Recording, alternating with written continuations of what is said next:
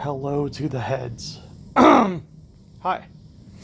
I'm only posting this video in case something very, very weird happens and I end up like dying or unable to talk after my surgery Friday, which is a pretty low likelihood of happening, but just in case I disappear off the earth, I want some pieces of me to remain. So I just wanted to post my last words to the heads. It has been one of my biggest life honors, and I'm being dead serious when I say this, to be head. Like, you guys have given me an opportunity to like feel important, put me in like a CEO role of other people.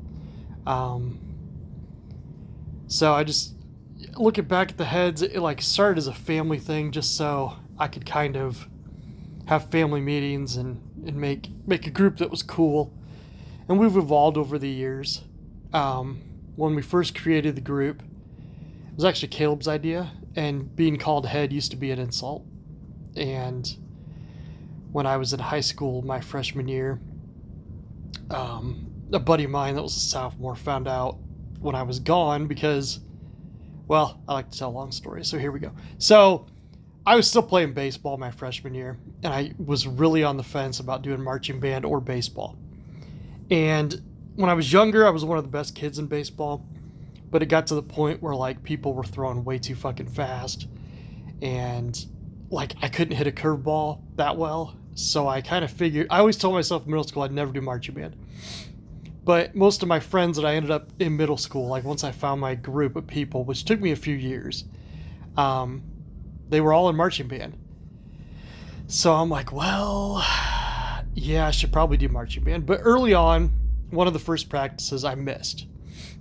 And I think it was a sectional practice. So the trombones were just in their group, practicing their music. And somehow, some way, my buddy found out that my name in kindergarten was Rourke the Dork. So when I came back, he started just going, oh, dork, dork, dork, making fun of me. And I decided to make it a cool thing, where being dork was an honor. So I changed the spelling to D-O-A-R-K. And it started a path for the rest of my life that it's like positive mental attitude, man. Like you could take a negative and turn it into a positive. It got to the point where I was having adults come up to me and ask me, are you dork? Because my son talks about you all the time at dinner. Or my daughter's mentioned you, like how cool you are or whatever. It was mostly guys, but you know what I mean? It like made me feel really good. And this group has kind of done the same thing. Like I had a huge ego in high school, and this group makes me feel important. So when we started, it was me, Caleb, and Sean. And I believe at first the boys made the group to get away from the girls because the girls can be rather annoying and loud in the house. When you go from living alone to living in a house of 6 people on the weekend, it gets a little chaotic. I think our ages of the kids when we moved in were like 13 to 7. I think the boys were 13. Man, that's crazy thinking back. 8 years now. Damn. That's incredible. So I just wanted to go through the history of the Headz a little bit. So founder did found the Headz, or find the Headz, whatever you want to call it. Caleb. And then we came up with Headz names that made sense, like Sean made his own name, Enforcer, which we're going to make him use that one of these days. If I'm still around. Well, if I'm making this, then I won't be around. But yeah, I don't know. I just wanted to cover my bases. Yeah, so we had Founder, Enforcer, and Head. And then I thought it might be cool to include Ba, because Ba's a pretty cool chick. Like, she's definitely not your normal little girl. So I figured, well, let's let Ba in and see how it goes. And I know Sean was not looking forward to it, and Caleb was not looking forward to it, a little hesitant. We brought Ba in, and then, like, when Sean got to know Ba, he realized that Ba could be pretty damn cool. Like, she's always acted older than her age. And so Ba was a good addition to our group, even though she was 6 years younger than the boys. And then we got a little rambunctious with our choosing and added Allie as Hughead because she felt left out and wanted to contribute. And I tried my hardest to let her blend in and give her a chance to speak her mind and be important herself, with like event planner and everything, but that kind of got ixnayed when the disco ball came up in the garage, which was our Headz quarters. We don't have a Headz quarters right now. If I'm gone, I want you guys to get a Headz quarters one of these days. Caleb, I'm going to put you in charge of that because you seem the best at decorating and stuff like that. So, founder, that's on you, man. And again, I'm posting this video if something were to happen to me, and it's I doubted it. I'm just gonna post this video anyway, just as a history of the Headz and stuff. I don't want to make this a sad video at all because I'm likely, like the 99.999 whatever percent chance I'll be fine on Friday. But I just wanted to put this out here kind of as a history of the Headz, if nothing else. So we found out quickly that Hughead was not going to be a fit. Like, Sean didn't like hugs from Allie. Took me a little getting used to it. I don't think Caleb or Bud had a problem with it. But not liking the music, not liking the loud music, the hanging out, the smoking. We used to smoke in the garage. Not when the kids were 13, but I would have a cigar or whatever. She didn't like to be around the smoke, so that's okay. Sometimes you just don't fit in. So Hughead was gone. We got our little shirts, and they were not as cool as I had hoped, but at least gave everybody a shirt that matched and made us feel belong to a group a little bit more, I would like to think. And then as time went on, like, we got pretty close. Like, Headz Day Out, I know I was talking to Belle like last week, and she barely remembers the first Headz Day Out, where we went to the fair at the Cruise Auto Auction exit in Auburn, and we bought some, cotton candy or corn dogs or whatever the hell we ate that day, I forget. Got some drinks, hung out. I think they had some cars there on display. We checked those out a little bit, which Caleb loved. And then we got a little bored and we decided to go visit Russ' parents, which is kind of funny because Larry had told us, like, don't come over because I'm sick and I don't want to get sick and, whatever. And so we showed up there after I forgot that we weren't supposed to go there. And he was happy to see us, even though he felt like shit. So we got to hang out with them for a little bit. Then we went home and we got the video of us being in the car blasting music, which was pretty fun with the windows down. Like, I don't know, that was a good day for sure. I felt like the importance of family was definitely there. And then we kind of strayed a little bit from our core and got Raven in there, and Bud was adamantly against that, and I probably should have listened to her a little more. But as a peacemaker, I let Caleb bring in his girlfriend. I think that's a bad move in the future. Just because, like, each relationship is its own identity. So once Raven was gone out of Caleb's life, then we got back to normal. And it took quite a few years before we even considered adding any members. And the first person that I thought of was Jensen. And unfortunately, Jensen's not around a lot. So if he was, he would probably be in the Headz, because I think very highly of that dude. He's a good dude. The first time that Taylor and Marshall came over and hung out with us with a fire and having a couple beers, it was pretty chill. And I thought, this is just a fit for the Headz, man. So we brought in Bear Paw Head and Pothead. And over time, I got sick of the pot. But anyway, that's only because I lived with Marshall. Like, if I hung out with Marshall and he didn't live here, I wouldn't get sick of him. Because I do like the dude. You just can't live with another dude for too long. And we lived together for what? 7 months? 7 months, dude. I'm shocked neither one of us punched each other in the face. Especially you, Pothead. So yeah.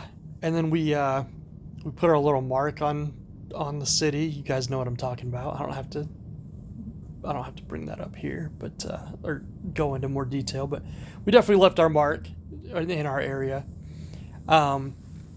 I don't know if that should continue or not, but the importance of the Headz to me has always been a family atmosphere. And I feel like we have that. I feel like Taylor, to some degree, is like a big brother to Ba, even though they pick on each other quite a bit. But when we get ourselves together and we get in that chill mode, there's nothing like it.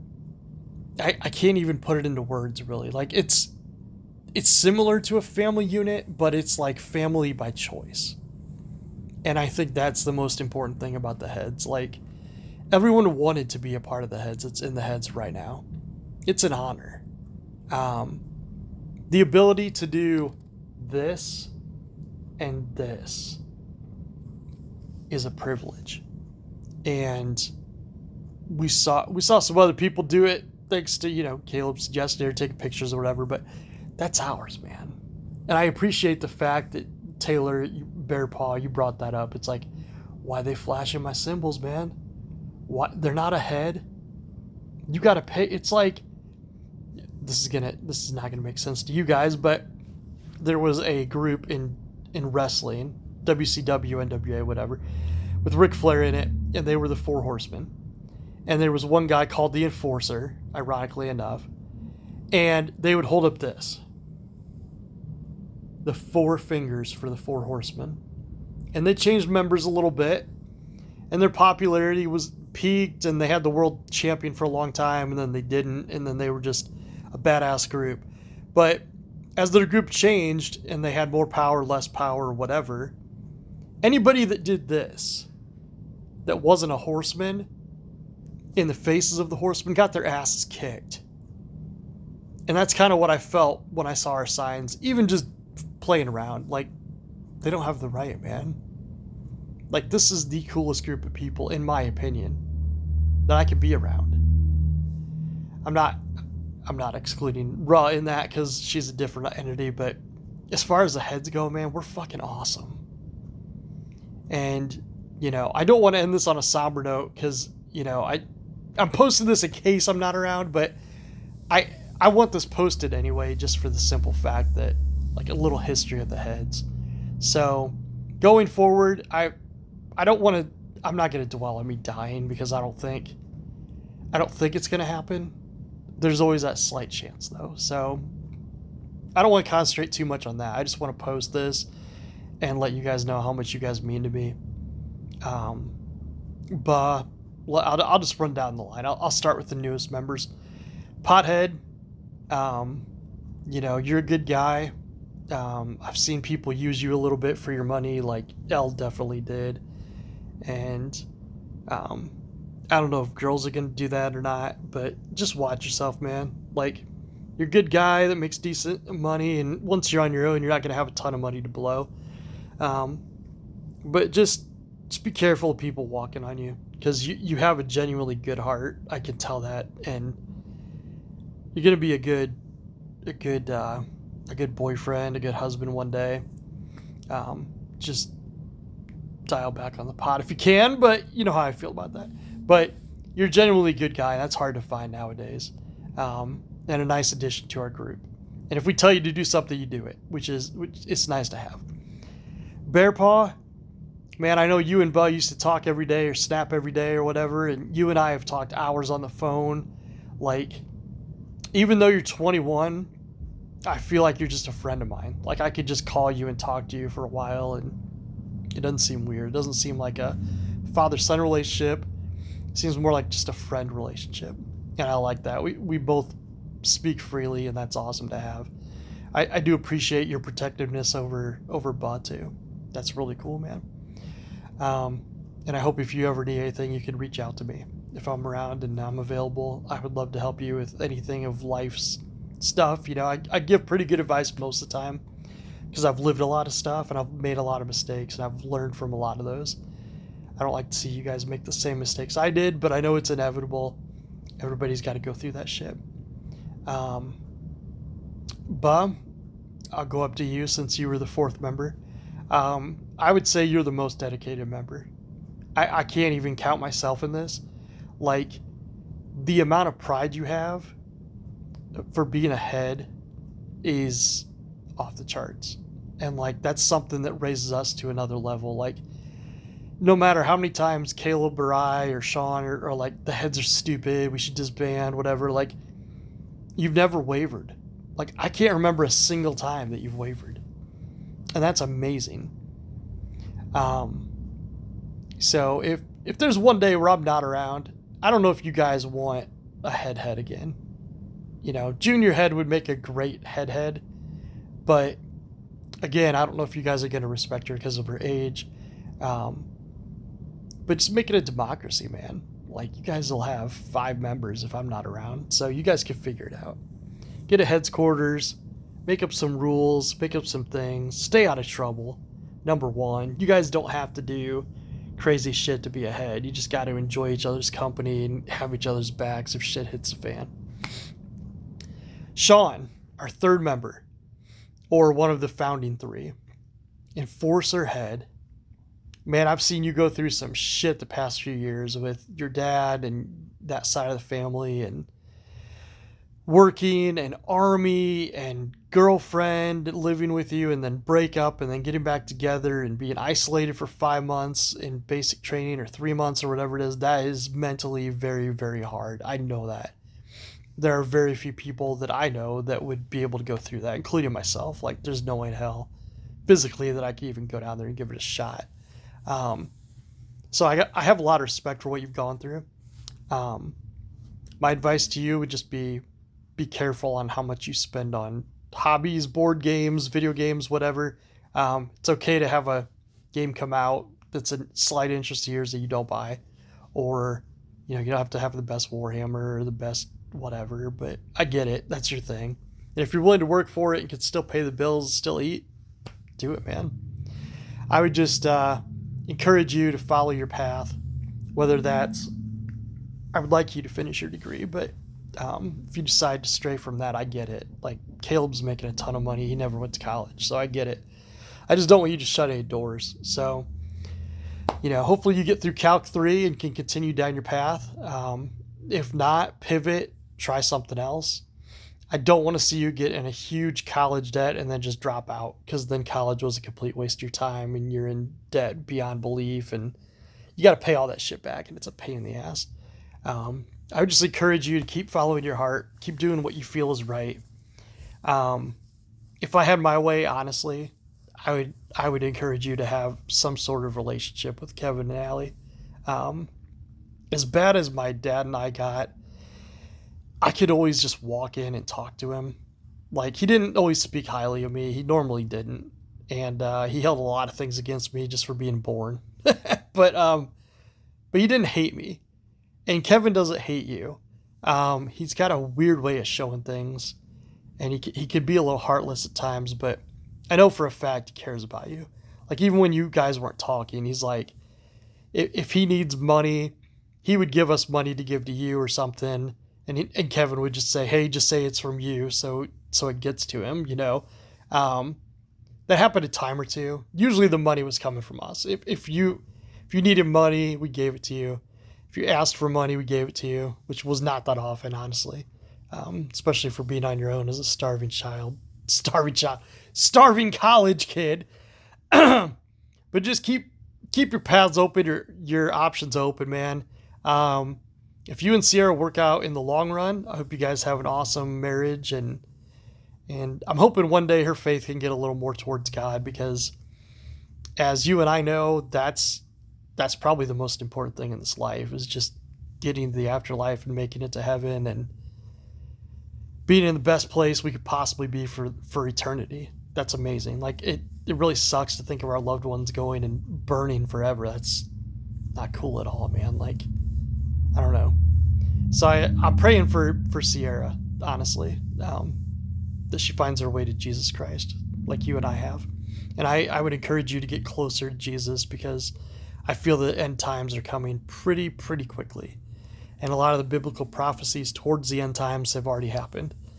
People just have to look for the signs. A lot of people are blind. You know who else can't see? But anyway, yeah. Adding you to the Headz, even when you left the Headz for a little bit or weren't talking to anybody, like, me and the kids agreed we're just not the same. Like, we needed you in the group to be the Headz. Like, it was just me, Olivia, and Caleb, and it was weird. So moving on up, we got founder left. Caleb, you are definitely unique. Founder Head. What can I say about Caleb? You can rap, you can come up with music, you're great at editing videos, you're great at making money. The amount of different ways you've made money is baffling to me at age 21. There's been, I don't even want to name everything on here because some of them are illegal, but dude, it amazes me when you put your mind to something, what you can accomplish. And when you're dialed in on the Headz, this group is fucking awesome, dude. Like, you pump energy into the Headz, you're going to get 3 times back what you put in. I know that firsthand. But I'm just proud of you for everything. Like, you don't have to always succeed. No one does. We've gone down similar roads before, man. Like, you failed the real estate class. I took it with you. We both got through it. We both failed multiple times on the real estate exams, but you know what? We got through it. And we became realtors. And you've sold more houses than me. And you got into Google Place, same place I was, and you're doing well there, and you worked a ton of hours, a couple weeks, and holy shit. And hanging out with Fernando, working your ass off there, and flipping cars, and looking to make money in a business and everything else. It's like, I don't know, man. Your presence is unique. And like me, you have a high, what do I say? A high electrical energy, I would say. Like, you have the ability, if you're down, the whole room will be down. Similar to kind of like what Allie does in a bad way, but not as drastic as her. But when you're up, man, like, you can just start a party. Like, or just deep conversation. Like, whatever mood you're in, if you go with it, it's going to affect other people. So I'm extremely proud of like what you've done over the years. You spread the Headz name in multiple bathrooms. We won't talk about that. You were known as founder in Southeast Fort Wayne. Like, what the hell, man? Like, spreading the word everywhere as far as you can. Like, even to the point where you thought about other real gangs, and it's like, okay, no, we don't need to be a real gang or get into any of that dark shit. But yeah, without you, this group would not exist. That's why you're the founder. You have this ability to just make people feel a certain way, good, bad, or indifferent. Like, you have that ability, and very, very few people have that leadership ability and that influence on other people. So I just want to say, use that, harness that towards positive, towards advancement in your life. I have no doubt you're going to succeed. Like, I don't know which way your life's going to take you, whether it's real estate, security guard, becoming a supervisor there, getting hired at Google in a few years, flipping cars and having an LLC, or doing all the above, or rapping and coming out with an album. I don't know. And then I will probably wrap up this video because I'm running out of storage space on my phone. So I want to make other videos, and I'm going to have to delete some shit on my phone to do that. But this was meant to be a goodbye, just in case the near impossible happens and the surgery wipes me out on Friday. But all of us are hoping that doesn't happen, myself included. So if nothing else, this is a history of the Headz. I hope if you were newer to the Headz that you listened and you enjoyed the story. If you're one of the original 3 or Bud that entered right after the original 3, I hope you guys enjoyed a trip down memory lane. Sorry, I'm a tad high right now from my oxy, but thank God I am, so I'm not in pain. But I could say this from Caleb, Sean, Marshall, Taylor, like, you know, founder, enforcer, junior, bear paw, pothead. I love you guys, man. Like, this is a family, period. And whether you have me or not, and I'm hoping you guys have me for many, many years yet, I don't want that to ever be a question. This is a solid unit. It's going to remain a solid unit. If we ever expand, if we ever change things up, if one of the members wants to leave for whatever reason, like, we'll adjust. We always do. So, in closing, because my phone's running out of storage,